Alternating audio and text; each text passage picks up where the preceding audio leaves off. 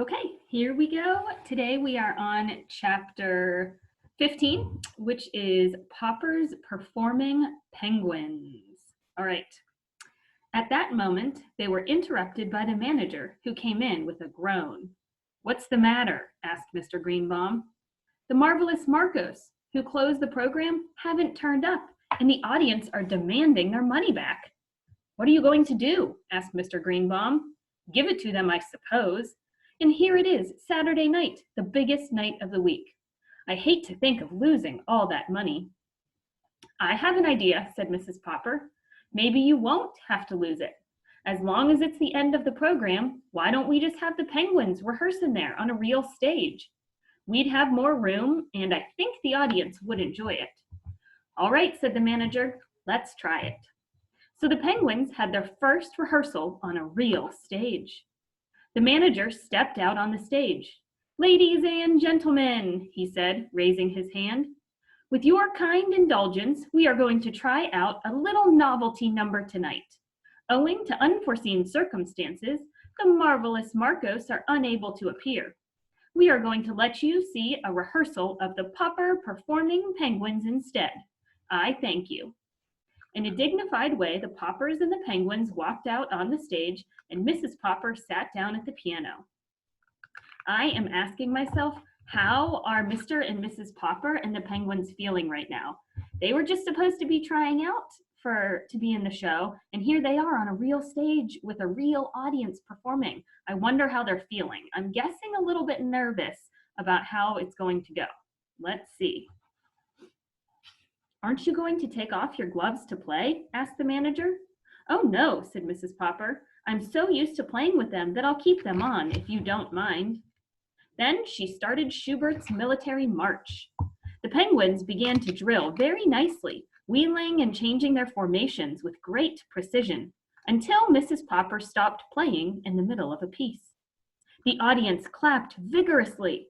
"There's more to it," explained Mrs. Popper, half to the manager and half to the audience, "where they form in a hollow square and march in that formation. It's so late, we'll skip that tonight and just jump to the second part." "You're sure you don't want to take your gloves off, madam?" asked the manager. Mrs. Popper smilingly shook her head and began the Merry Widow Waltz. 10 of the Penguins now formed in a semicircle as Nelson and Columbus, in their midst, put on a wild sparring contest. Their round black heads leaned far back so that they could watch each other with both round white eyes. "Gork," said Nelson, punching Columbus in the stomach with his right flipper, and then trying to push him over with his left flipper. "Gaw," said Columbus, going into a clinch and hanging his head over Nelson's shoulder as he tried to punch him in the back. "Hey, no fair," said the manager. Columbus and Nelson broke loose as the other 10 Penguins, looking on, applauded with their flippers.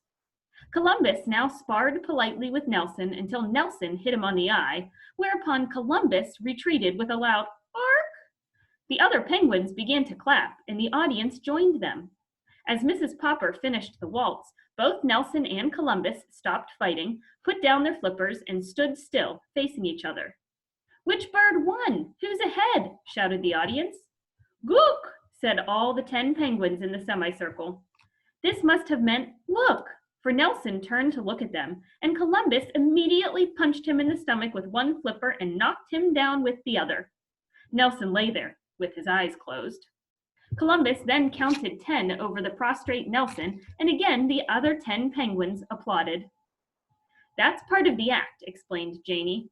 "The other Penguins all like Columbus to win, and so they all say 'Gook' at the end. That always makes Nelson look away so Columbus can sock him good." Nelson now rose to his feet, and all the Penguins formed in a row and bowed to the manager. "Thank you," said the manager, bowing back. "Now comes part 3, said Mr. Popper. "Oh, Papa," said Mrs. Popper, "you forgot to bring the 2 painting stepladders and the board." "That's all right," said the manager. "I'll get the stage hands to bring some." In no time at all, a pair of ladders and a board were brought in, and Mr. Popper and the children showed them how the ladders had to be set up, with the board resting on top. Then Mrs. Popper began playing the pretty descriptive piece by the brook. At this point in the act, the Penguins always forgot their discipline and got dreadfully excited. They would all begin shoving at once to see which could be the first to climb the ladders. However, the children had always told Mr. Popper that the act was all the funnier for all this pushing and scrambling about, and Mr. Popper supposed it was. So now, with a great deal of squawking, the penguins fought and climbed the ladders and ran across the board in complete confusion, often knocking each other entirely off to the floor below, and then hurrying to toboggan down the other ladder and knock off any penguins who were trying to climb up that one. This part of the act was very wild and noisy in spite of Mrs. Popper's delicate music. The manager and the audience were all holding their sides with laughter. At last, Mrs. Popper got to the end of the music and took off her gloves. "You'll have to get those ladders off the stage or I'll never get those birds under control," said Mr. Popper. "The curtain is supposed to fall at this point." So here's a picture of what's going on. There's Mrs. Popper playing the piano and Mr. Popper standing under all the penguins climbing up and running across. So the manager gave the signal for the curtain to go down and the audience stood up and cheered. When the ladders had been taken away, the manager had 12 ice cream cones brought in for the penguins. Now I'm wondering, do penguins like ice cream? Maybe they do. Then Janie and Bill began to cry, so the manager ordered several more and everybody had one. Mr. Greenbaum was the first to congratulate the Poppers. "I don't mind telling you, Mr. Popper, that I think you've got something absolutely unique in those birds. Your act is a sensation, and the way you helped out my friend, the manager here, shows that you're real troopers, the kind we need in the show business. I'd like to predict that your penguins will soon be packing the biggest theaters from Oregon to Maine.